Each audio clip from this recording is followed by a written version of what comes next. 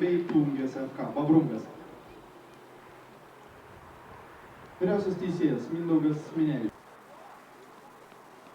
Taip ir yra. Mindaugas Minevičius šiandien su švilpuku. Ir Liubinas prieš AG Mangą. Perdavimas į baudos aikštelę. Pavojinga situacija. Smūgis iš tolimos distancijos. Invest B ekipos aikštės pusėje. Oliveira. Jo smūgis iš toli. Šik 30 įvarčių nebejotinai ir garantuoja liūto dalį taškų. Dar viena ataka. Čia galėjo būti pavojus futbolo divizione.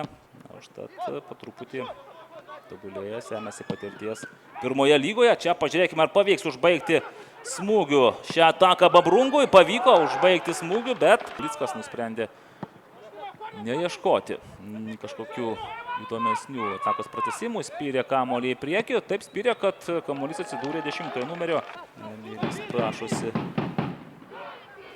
O čia gali būti kažkas panašaus. Smūgis išvengė nuošalės pastų, pats jungiasi į priekį, perdavimas ir čia galbūt pirma. Ilgiau ir ramiau galėjo gynyboje su kamuoliu žaisti Babrungas. Dabar jau metas atakuoti ir štai toks yra Pablo Duarte Borja prisistatymas. Misi 1-1.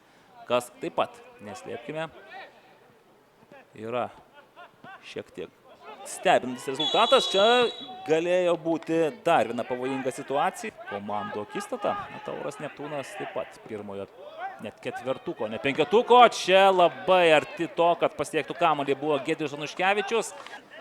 Benediktas Žilo į kairę. Daumantas Mackevičius. Jo perdavimas į baudos aikštelę. Henriči Deranvoga ir dabar jau sėkmingesnis bandymas. Apsilankymas aikštėje.